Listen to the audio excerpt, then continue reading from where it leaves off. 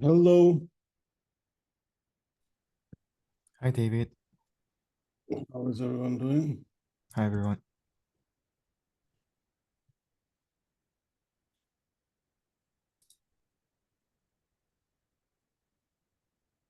Okay, let's see.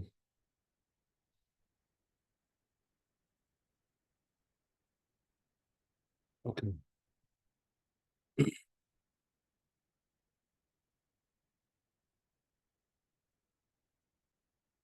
Let's see yesterday. Okay.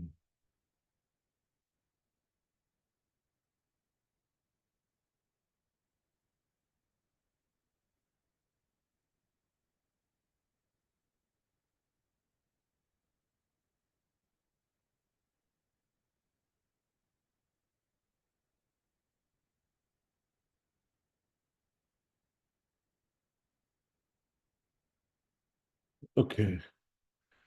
Um,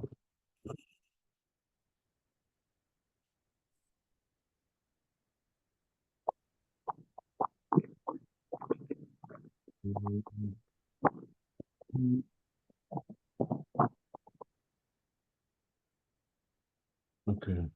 Test. Yep, that's successful.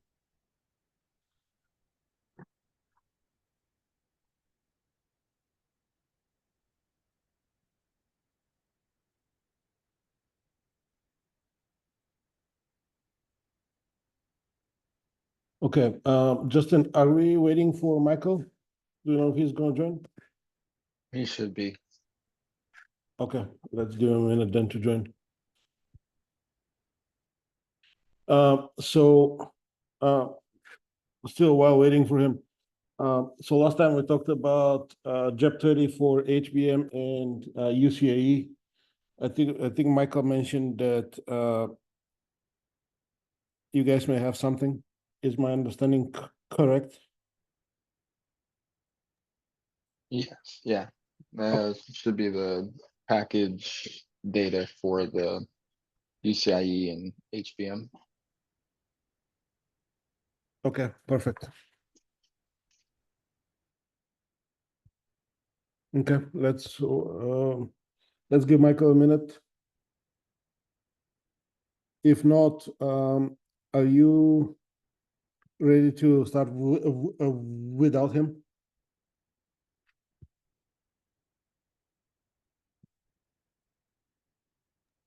Yeah, I believe so. Let me just make sure I got the most recent files. Okay. 1 second.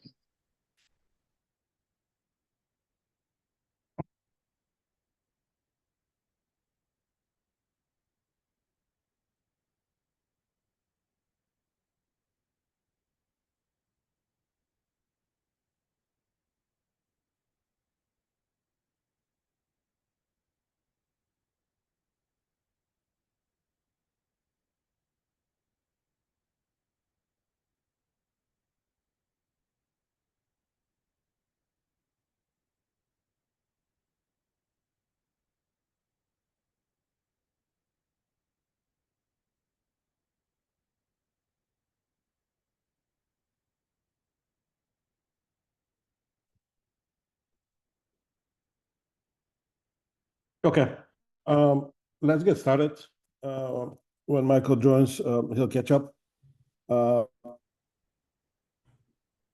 you want to go ahead and share? Hey, guys. Okay, let me stop sharing and you can go ahead and share.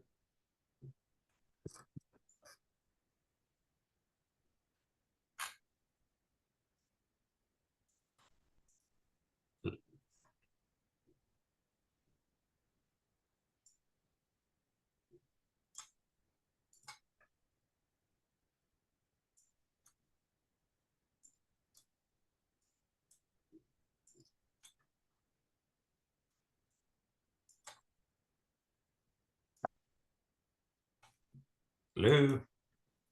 Hey, Tony.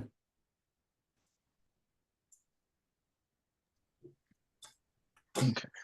Okay, So see my screen? yes, Okay. All right, so this is the package section for the HBM. This will be the same for the same package for HBM 1, 2, and 2E. oh, okay. I thought you guys were gonna use HBM3 file, which I sent you. Okay, yeah, so Nathaniel, I think you have or you or Manav have the version 3. What version are you using right now? So what I'm showing is the 1, 2, and 2E. So David, Uh, we have a complete set of collateral for 2E. So I thought we decided we were going to use that since we have all the models. Justin, I sent you 3.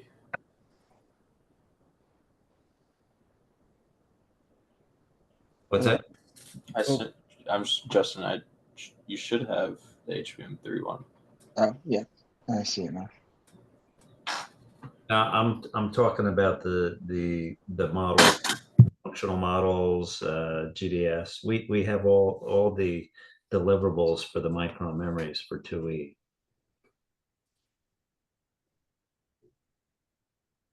Okay, but those are proprietary, right? No, we can use them. Okay. So, I mean, no. I could try to get 3, but I haven't done that. I mean, Okay. I wasn't aware that we are looking into 2E. That's at least I don't remember that we switched to 2E. Right. All the design that we have done so far is with 3. well, all right. I mean, I don't want to create a lot of extra work for Justin. I mean, I could see if we could get 3s in permission, but So we do have the package for HBM3 as well. when you So, say package, what package are you talking about? would be the one that's specified in the standard. You're talking about the IO. With it would be for let me fix the screen sharing. The pin It's out of the standard you're talking about. yeah, from the standard, the bump map, or whatever it is that they call it. From that, It's the terminal pattern. Yeah, Not- what I'm not- saying is we have a complete set of we have a complete chip design kit for 2E, which is a lot more than just the footprint. But Yeah, you have all the electrical, the standard terminal names and the mapping over to the grouping and the, thermals, I got everything. So So Tony, when you say you have everything, what do you have inside the memory? say again, David? we have a model, functional model for the memory. The only thing we don't have is a controller that will go inside the Yeah, okay. the chiplet. That's the only thing I don't have. Do you have the stacked dies inside the 2E? No. When I say GDS, it's just the GDS of the pins, of the bumps. Okay, so Yeah. okay, so just the bump map and the functional model. Thermals. I mean, there's a whole set of views. I mean, I sent them. We should have them. I mean, you could look at them. But we have IBIS models. What do you have for the? So you mentioned thermals. What do you have for thermals? It's a CDMXL. ECXML, you mean? eSIM. Yes. Sorry, my acronyms. Pulling a Biden here. Sorry. Okay.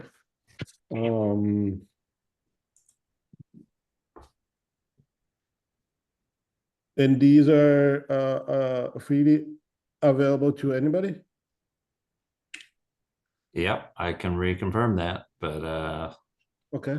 Would you mind putting those in the Google Drive folders then? I sent these to you, David, so I know you sent me something, but I'm not sure. I'll resend it to you. I don't, I'd rather not put it in the drive. Yeah, Can okay. you, Tony, can you copy Justin and I on those files? Yeah, Because those files can be linked inside in the parent model. So if we're going to make the parent model as complete as possible, let's do that. well, before we do a full-blown port model, that's probably a discussion we should have with Micron, and I could do that. But what I'll give them to David, and he'll put them in the folder. Okay. Yeah, I know you sent me a file, but when my memory, the way I remember it, it was just the functional model. No, it's a whole zip directory that I sent you. Okay, I must have been looking at something else. Okay. I sent you a spreadsheet that had the bump map for UCIe Express. Do you have that? Yeah, I have the UCE. It's just a spreadsheet, yeah. Okay, but I have a complete design kit for the HBM. Hey, Rudy, do you guys have a controller or access to a controller, a memory controller for HBM 2E or 3? I could We'd check be able- whether it's that we'd be able shareable. to- yeah, that we. I'd like something generic that we could use in this demo. If need be, we can restrict it just for OCP use only. Or, you know, we can compile and obfuscate it, but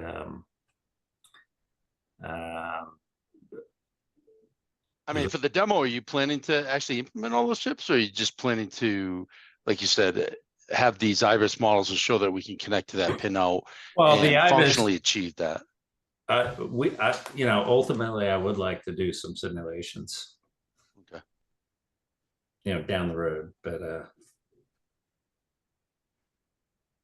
Yeah, Rudy, I think the idea is definitely so the overall idea is to demonstrate a integration workflow for chiplets. Some of that demonstration could use proprietary data, and we can restrict access to that only for the people who are working on this. right. Some of the things which need to be exchanged and can be shared publicly, scripts, models, stuff like that. Depending on people's preference, that can be opened up and shown to users as well. Right. Yeah. So we need to sort through that. For now, everything that we're doing here should not be open access, right? Because we need to. Yeah. So whoever's actively working on this should have access. If you're just sitting through and, you know, watching, you know, I don't want anybody just to be able to jump in and have access. So we need to, you know, on a need to use basis, limit the access to the actual people that are doing the work. Yeah. Okay. Yeah, because our concerns will be those same legal concerns you guys would have. So yeah. So really, just check. I'll check. I'll take it. Yeah. Ultimately, I would like to have an open source demo, and we may be able to do some things to encrypt stuff. That's a discussion we can have further down the road. But for now, it's just limited to OCP. Yeah. Okay. The subset of working group in OCP on this demo. Mm-hmm. Yeah, some things we have made public so far, but those are things which are open already. For example, the HBM3 CSV bump map. Anyway, that's open. Another one is synthesized libraries plus synthesized RISC-V core. The core itself is open source. The libraries are open source. The memory compiler is open source. So there's nothing proprietary about it, right? But other things we definitely can keep limited to people with access that we agree on. Okay. So if So David, at the last meeting, we were asked to go create the part models for each of the interfaces, and we've spent, you know, a lot of effort in doing just that. Okay. Can I assume that we're still on the path that you're going to consume these part models in your design flow? So for UCIe, since we weren't 100% sure on the HBM, we've done HBM 1, 2, and 2E, and the HBM3 will come for the next meeting.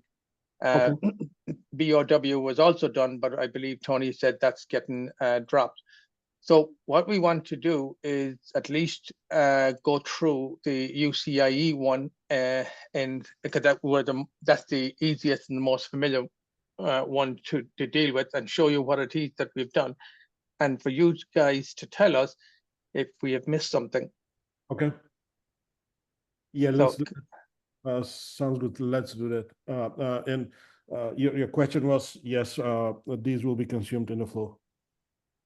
All right, okay, so make some time in this meeting to allow us time to go through the UCIe in detail, and we show you how we have done it, and what I like. Now is the time for the critical review, and saying that if you think we're missing certain information, you need to let us know that, so that we can get that into the model. Okay, the floor is yours. Actually, we started with Justin showing the HBM models when we digressed into the other stuff, but let's get back to it, and we are ready to take a look at the XML files which you have. Okay, do you want to do it now? Yep. Okay, Justin, let's bring it up again.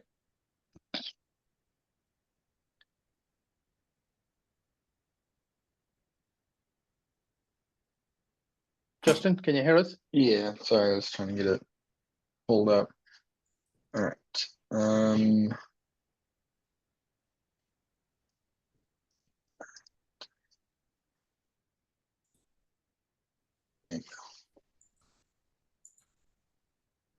Now, let me ask you a question and help you guide you through the description. Where is the physical description of the HBM, meaning dimensions, sizes? Yeah, so for You're talking about the pinout or the chiplet, the physical chiplet? The physical chiplet. It's in your mailbox. Oh, no, I was, okay. No, Tony, I was talking about the description inside the JEP30 model. Oh, have we done that? Yeah. So I correct me if I'm wrong, Justin, but all we found in the specification with the HBM was the I'm not sure if I'm going to mix it with the UCIe now, but you had the one that picture 45 in the picture, which was the advanced package, and the picture at 110 microns, which was a standard package. Were they part of the HBM, or were they part of the UCIe? That's UCIe. yeah, There is UCIe. a data sheet. Let me see if it has the physical model. Yeah, so what Package did dimensions, these. page 11. All right, let's Justin go and say what it is that we've done, because I know the reason why we wanted to go through the UCIe was because we are more complete on the UCIe than we are on the HBM. So if we could have focused our today's effort on the UCIe one, then we would know if we did something wrong or something missing on that, we'd know how to finish the HBM ones. But because the HBM ones I know is not as complete as the UCIe. Nevertheless, I think you have all the physical package done on the UCIe. Is that right, Justin? Pretty much, yeah. Okay, just go through it, and Okay. let's do the let's show them what they have.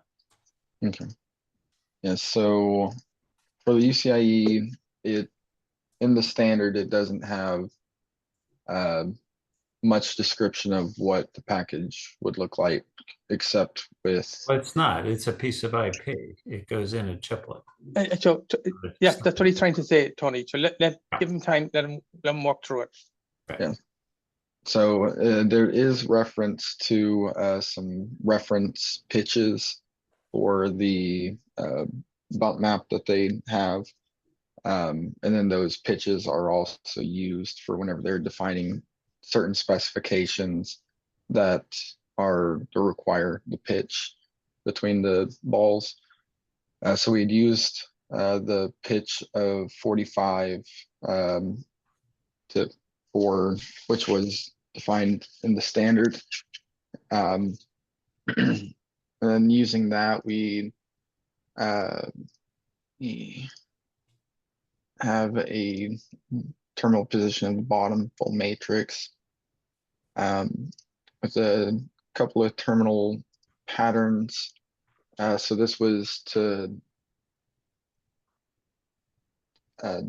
create the staggered array, where we pull the. Can you bring up the PDF to show that as well? So you had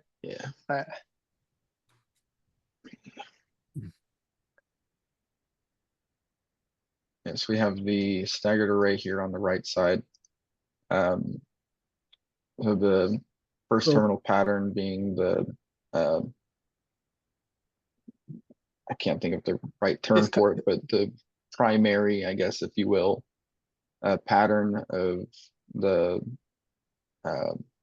5 going across, and then 23, I believe it was, going down. And then the secondary pattern being the staggered has 5 cross and 22 down.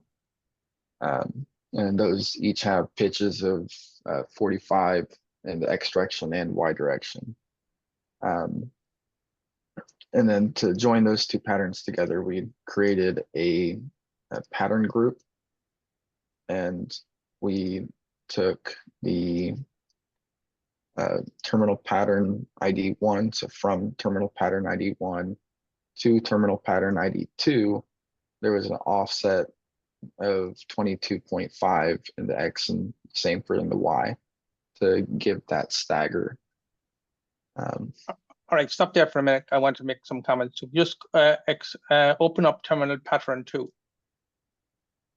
In this scenario, the way that you have done the pattern group relationship with an offset, he is assuming that when he creates the first offset, first pattern of 5 by 23, that the center of that is what is being referenced when I go down to the pattern group 2 offset.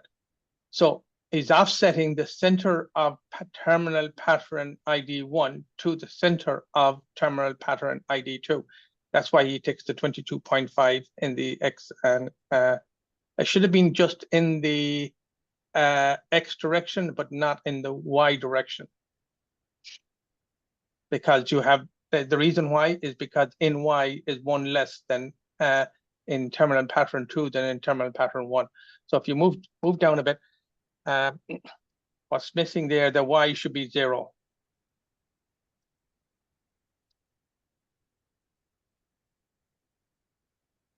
And in that scenario as well, in terminal pattern 1, the terminal pattern lower left terminal center should not be populated. Mm-hmm. Okay, right. Okay, that's perfect now.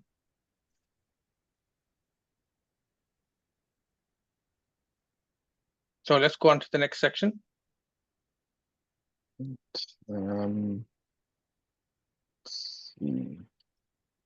Okay, so what is the intended bump pitch here? Here it's, he just showed you as 45. Go open it again, and we leave them open so that we can.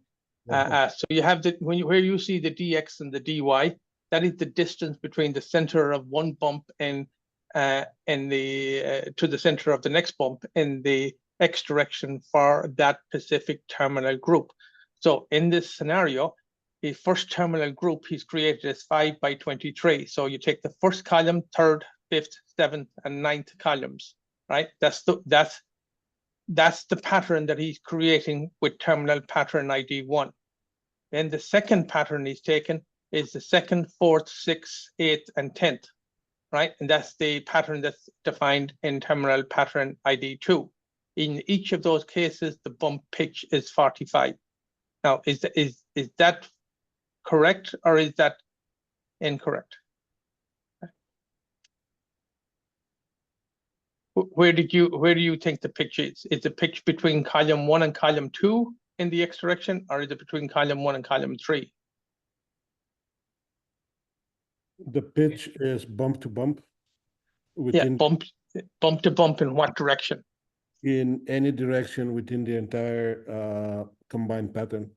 Okay, so is it diagonal direction, or is it yes, vertical and horizontal? any direction. Okay, so let's be very clear on this, because this will impact the number. Take the very first take the lower left terminal. Mark that one there. That's VCCIO. Center to center, it would be in the X and Y. It wouldn't be diagonal. It's not diagonal. Okay, so Correct. in this case, in this scenario, it's 45 2 between column 1 and column 2. Tony, is that correct? So Tony, if it's so there's two ways to talk about pitches, right? In the end of the day, when somebody says my bump pitch is X, what is understood is the minimum distance between any two bumps. That would include the diagonal as well. Okay, that is not standardized, what you just said. That is not a standard way according to JEDIC, right? Okay. Now, and unless you put in a code to say that it is diagonal. So Well, you're never, Okay. I understand. if the X and Y is at the minimum, by definition, the diagonal is going to be longer, right? Yes, the X, yes, it will be longer. So it's really what is described in. Can you search for the section on the document that says? I have a hard stop in 2 minutes. Yeah, okay, that's fine. I understand what you're saying, Michael. Yeah, okay, fine. You can specify 45, but if we need to go back now and check that document again, because maybe if it's between column 1 and 2, then this DX and DY in both terminal pattern set 1 and 2 should be 90 and not 45. No, okay. So if you're representing an array, you can definitely go ahead and specify the DX and DY, right? There is no other way around it. But if with DX and DY being specified and having a staggered pattern, really your effective bump pitch is the shortest distance between any two bumps, right? And in this case, if you have specified 45, your effective bump pitch is 31 and a little bit. Okay, let's see right here. Yeah, this is the so same this way we is- do fill. This is the same way we do fill in all the standard technologies, right? You specify an XY pitch, and then you can have an offset or a second pattern like you're talking about. And then separately, I mean, that implementation note, figure 93 doesn't, the DRC rule is applied actually at a 45, 22, it checks every dimension, right? In that DRC rule. But when you define the pattern, it's basically the XY with an offset or a secondary pattern overlaid. That's the Yeah, same but- way we all do fill. Yeah. All right, but according to this here, what David is saying is correct, because it says the 110 micron dimension is reference to a diagonal pitch. That means the horizontal and vertical pitches can vary as long as the minimum design rules are violated. So it's we would need to compute what the DX and the DY is for the standard pitch. Does it give the same implementation note for the advanced package? No, I was looking for it, but I couldn't find it. Okay, so David, do you want us to assume that the diagonal pitch is 45 millimeters, 45 microns? Yeah, assume 55. All right, okay, that's fine. We can do that for you now, right? Yeah, here's the thing, right? For this exercise, I would assume bigger pitch, right? Use 55. The reason being is if you make it very small, we are going to add a lot of UCE interfaces, and Stingwin would need to figure out a way to route that many wires. So let's make it easier for him. Let's assume a diagonal pitch of 55 microns. And all right, okay. So here's what the flow I was thinking about, that the part models that we create would be library components that you would pull down from a standards website. In that they Thank you. in that case, David, we would then simply pull that library component down. It would have the pitch as defined by the standard. When you put it into an instantiation for a specific design, then you start to make the relevant changes that you want.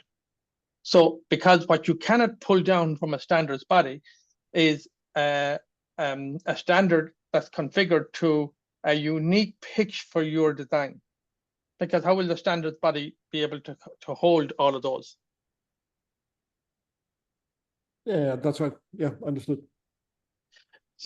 So if you're going to change it to 55, I think you need to have in your flow, when you take this particular model down, how do I go and make the modifications to that library component to make a design specific instance of the part model?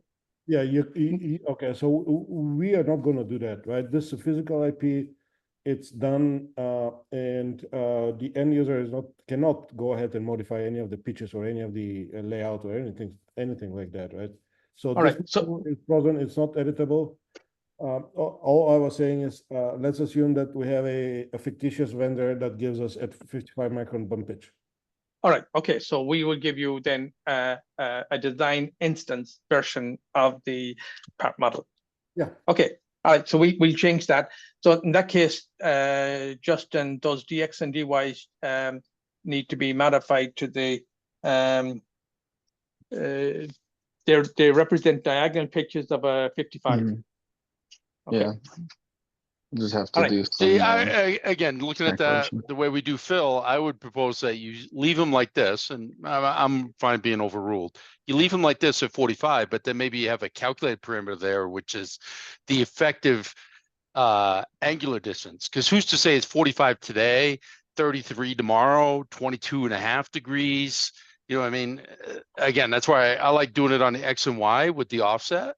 And then you could have a calculated parameter, which is, okay, this is the effective minimum dimension or minimum, diagonal pitch, something like that. Because again, how do we handle other angles in the future, right? I don't know. That would be my discussion, but I'm fine being overruled. I just wanted to kind of. No, Rudy, I agree with you. When we specify the pattern, we use the DX and DY. That's the only way to make sure it's consistent. But really, the effective pitch, which is pretty much a marketing thing, right, or row checking thing, that's something that is just calculated off of these values, right? Correct. Yeah, exactly. I mean, that's the same way we probably all do test chips, right? You let them specify anything they want, but then you check those DRCs and you can provide them that extra information. Hey, this is with what you set up, this is your effective pitch or whatever you want to do. But all right. I think we're on the same page. What I was saying is, let's assume an effective bump pitch of 55 microns and compute what are the actual DX and or effective min DRC is 55, and then what are the effective DX DY? Correct. Basically, you're saying doing it better. All right, I'm fine with that. Yeah, that's another way to do it. Okay, so Justin changed those DX and DY to 110. No, not 110, 55. Yeah, no, 50, remember, pattern 1 is taking columns 1, 3, 5, so skipping column 2.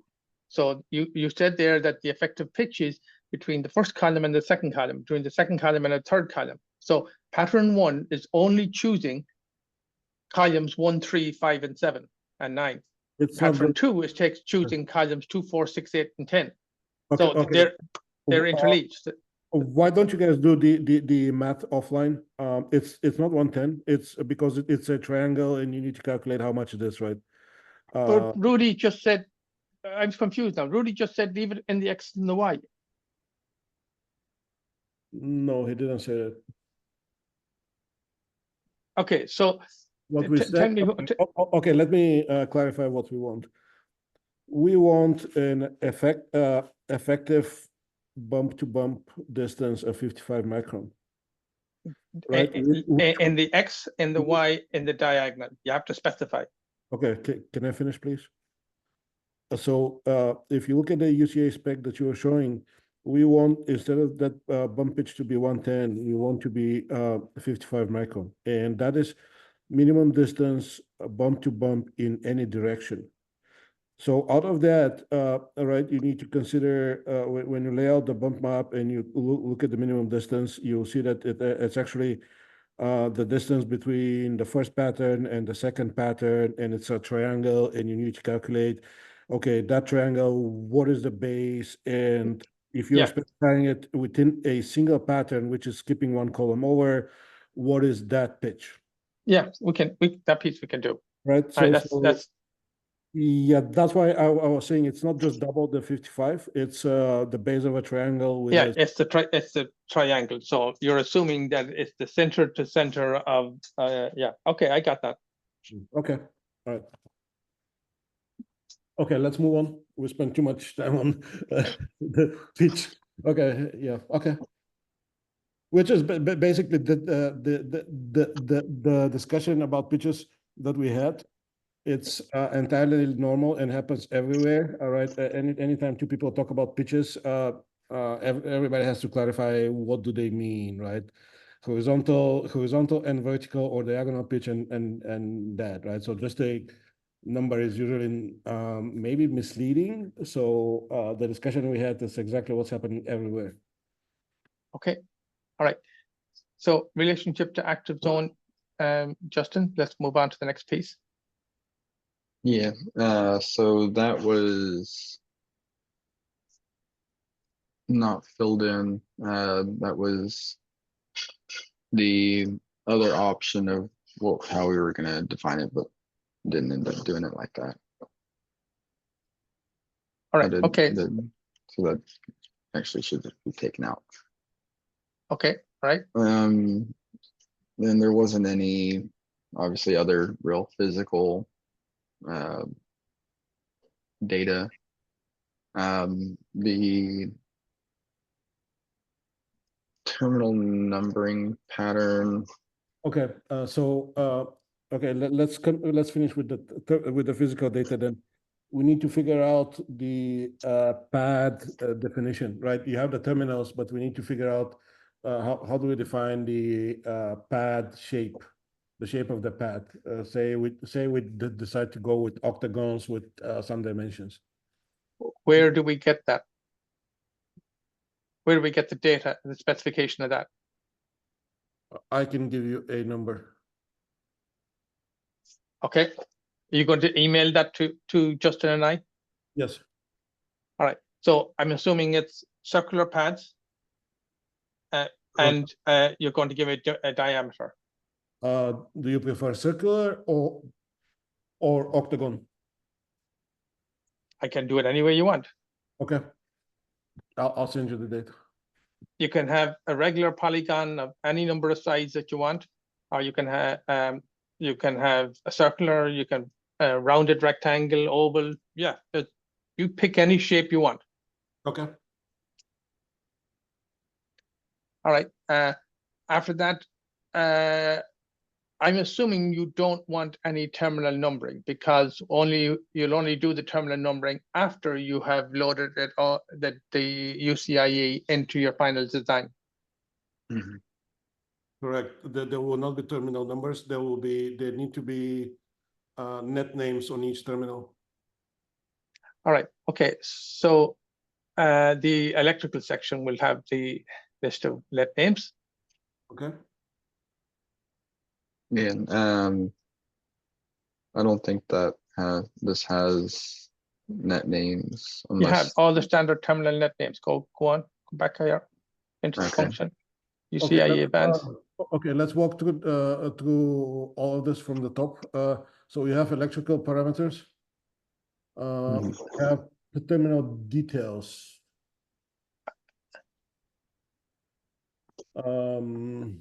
Well, before you do the terminal details, you should be doing the terminal grouping. So that's first thing you should be doing is open up the terminal grouping. And the terminal grouping then should be, because you're going to, once you have the group, you'll map the group to the electrical properties and the functions. So you have a differential pair, RxCKN and TXCKN.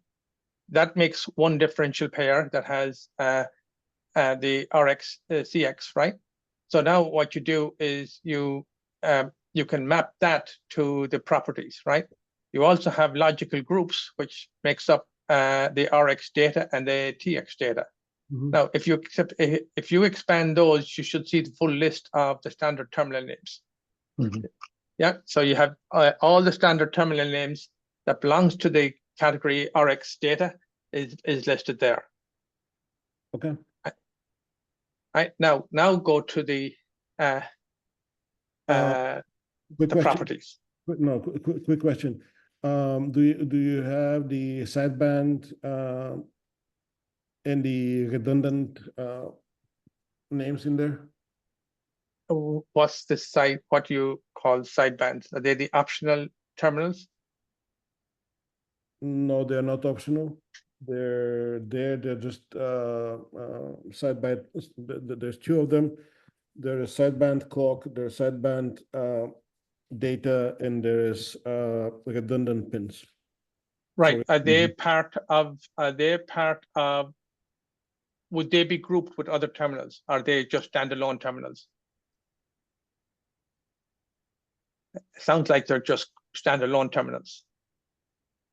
Could be either way, I guess. All right. Okay. So if you go to the if you go to the die terminal map, Okay. there you see Justin, if you keep your groups open, we can do some quick counts on that, right? So you have 64 terminals, and 2, that's 128, 130. But down here you have 156 terminals. So you have another 26 terminals that are basically standalone terminals.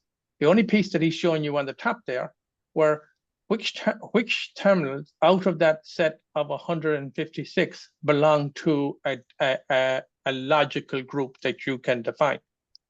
The purpose of that is that I now connect that logical group to the electrical functionality.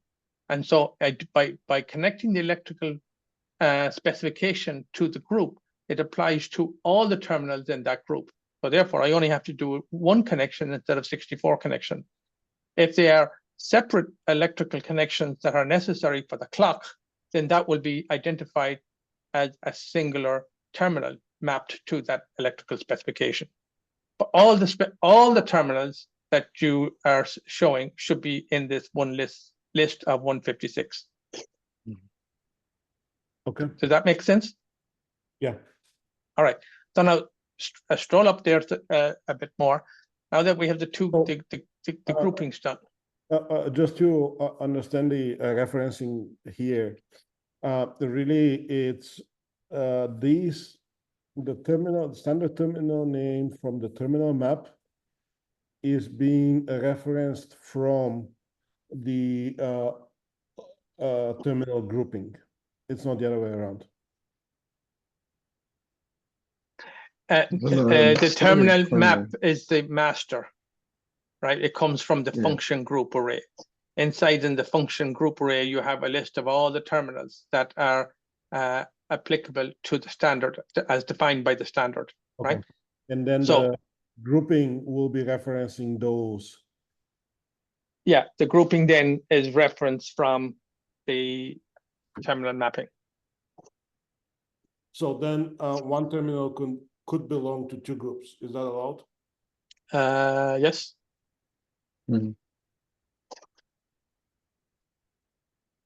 I'm sorry, you said yes? yes, absolutely, yeah. But if you put the same terminal into two groups, one thing you have to be careful about is that when I map it to the terminal properties, that you don't say, well, one group is power, for example, and the other group is ground, and you have the same terminal in both groups. Yeah, that's a problem, right? Yeah. You don't want to do that. So Okay. you have to be careful about how you create the content to avoid issues like that. Okay. Yeah, yeah, like just to kind of like give a more concrete example, like with these RX data and TX data, we could create another that's just data and give the name data, it's a bus, function ID is the same, and then just have both of those inside there. Sorry, I kind of screwed that up.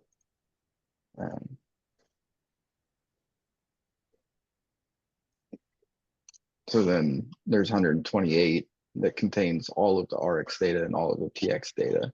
Okay. So yeah, You have here in the group definition, you have function ID.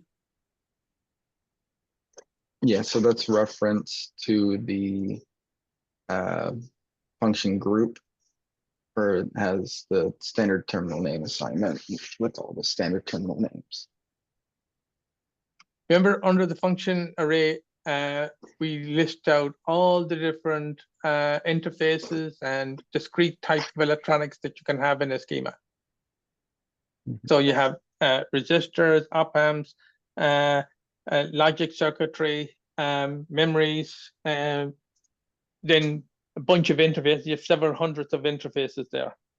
So once an interface comes out, we try to keep that up to date, and it will list out all of the standard terminals and all of the whether they're mandatory or optional under that particular interface. So that's your key then to link in everything. Okay. All right, so let's then leave those open so that people can see it. Then go and show the properties and the terminal functions.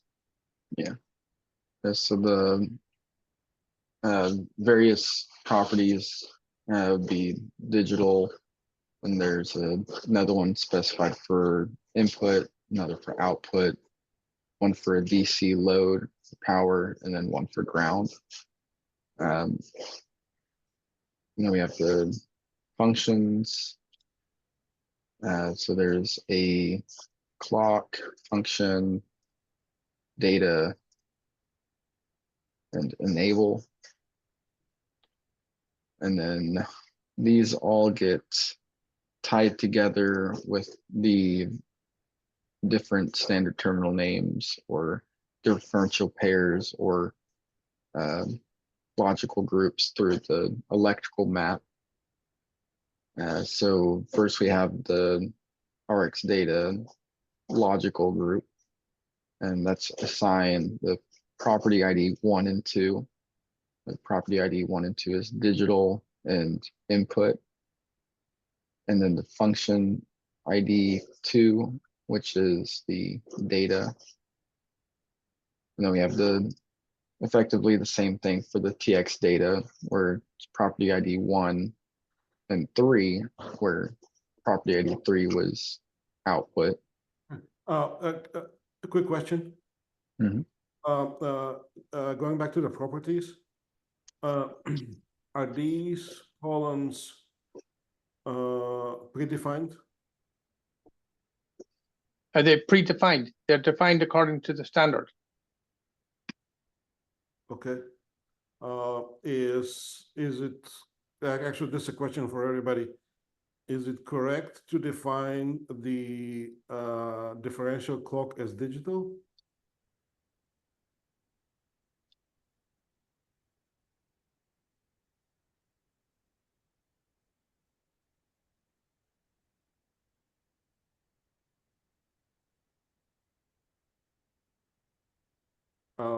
Hello? I cannot answer that. I think that's an expert's. Gonna So drop. Rudy or Boone. Yeah, Rudy, what do you think? And I do want to mention that in this, at least, the RX clock and TX clock don't have the property of data, or sorry, digital. Okay. I would assume that RX clock and TX clock are digital. I would assume that.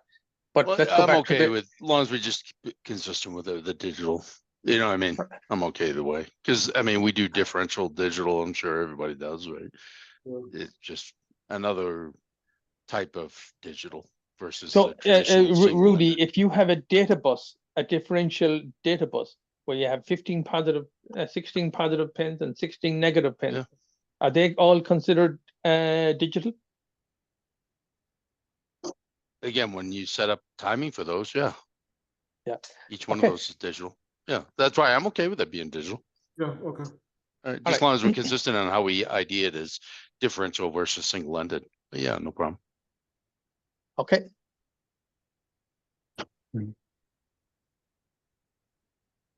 Mhm. Okay. All right, so then next we have another electrical map for the terminal map of the VSS. That's given the property ID 5, which corresponds to ground. And then, yeah, that doesn't have any functions. Then we have a VCCIO, property ID 4, which is a DC load. No functions. And then we get to the differential pairs, the RX and TX clocks.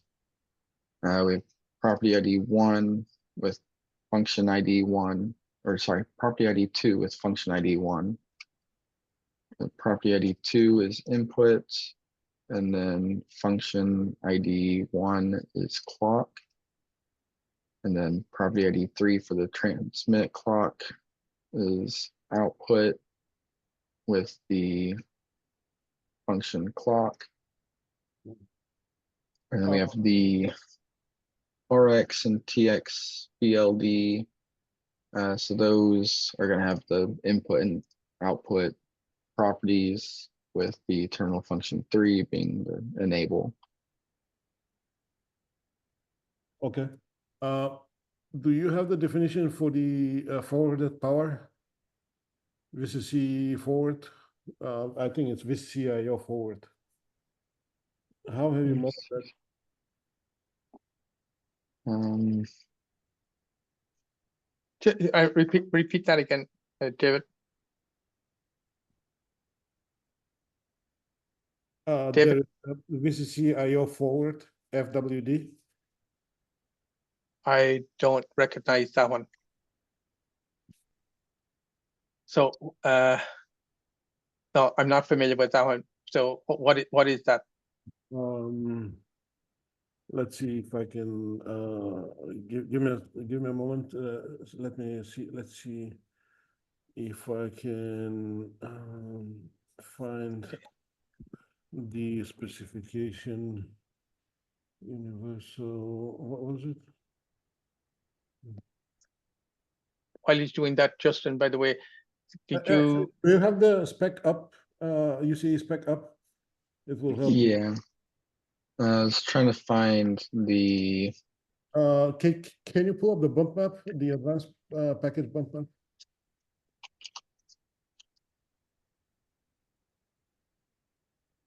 I remember where visually where it looked, where it is. So Yeah, page 129.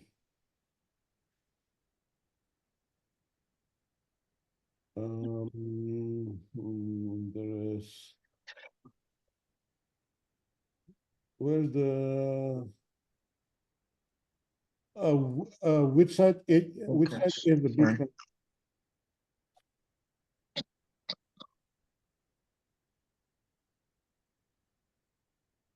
Sorry, what were you saying? Oh, okay. Here you go. Right in the middle, the purple bumps, VCC forward IO. Yeah. Okay. What about those? They are part of a group, we're saying. And they're what are they? Oh,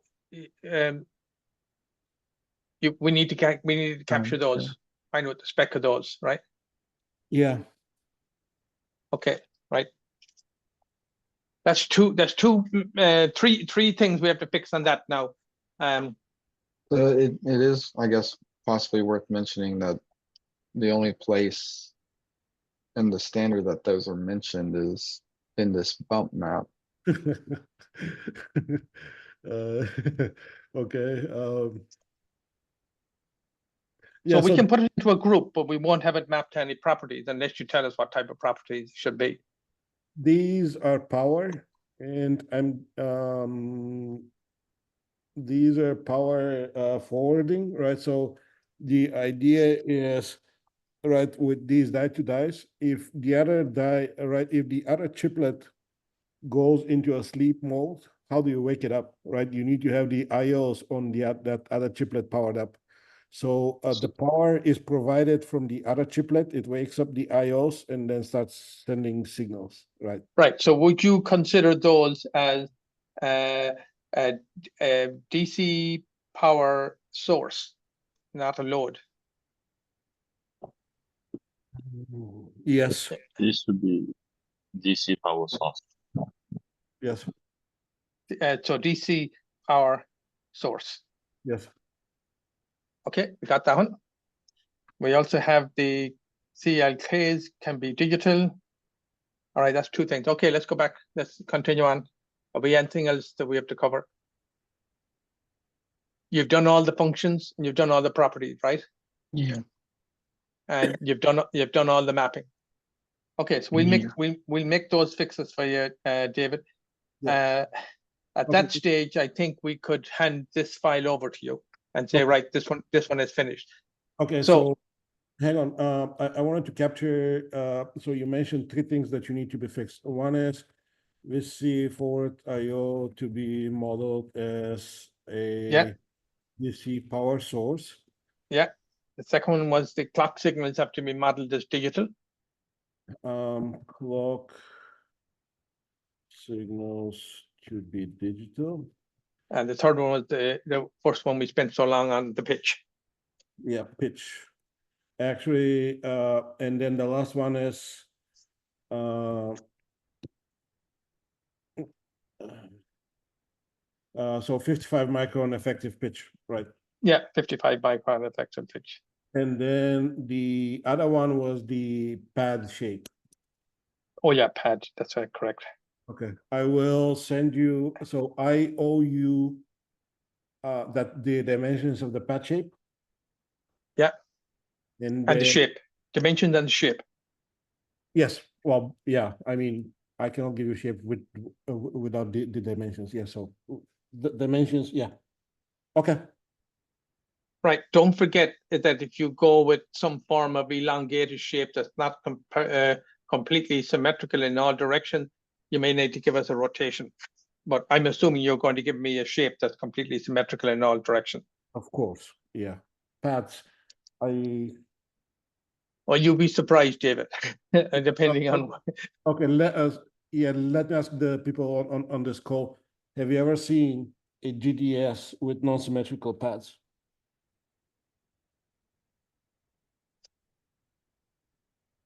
Going once, going twice. I haven't Don't seen think it so. yet. Bump pads, let's be specific, bump pads. No, I haven't. All right. Yeah. I have a question. Are all the pads the same size, or do you have different pad sizes for the VCC and ground. They're all the same size. Okay, that makes it easy. All right, For Let's back bump up. pads, Let's- for bump pads, yes. all right. Let's back up to the top now. In general, is there anything else that you would have liked to have seen in the part model other than what you have, like what you've shown you here based on the standard? So can I defer the answer to that question to next time? What I would appreciate it if you can send me this XML file. I understand it's not final. I want to stare at it a little bit so I understand the structure correctly. And then next time we can discuss that. Okay, so you come to us with a list of other things you want to put into it. Yes. All right. So what you saw there on UCIE, I know in the interest of time, we will do the same thing for HBM 1.2, 2E, and HBM 3. Okay. Okay. All right. You'll have that for the next time. Okay. All right. Okay. Thank you very much, guys. We'll continue next time. Discussion with about the JEP30 models. All right. One more thing before you go. What meeting are we going to discuss the ADK schema and the MDK schema? We haven't done the MDK schema, but we're, I would say, halfway through the ADK schema. So it'd be a Friday meeting like this? No, there is a separate, remember, there's a CDX meeting that James runs, and Right. it alternates between MDK. Yeah, and okay. And the next CDKs. Yeah, the next week meeting is ADK. So that's the one that James runs. All right. Okay. Got it. Yeah. Okay. Yeah. All right. All right. Thank you, guys. Thank you very much. Talk to you next week. Okay. Bye. Bye. Everyone. Bye bye.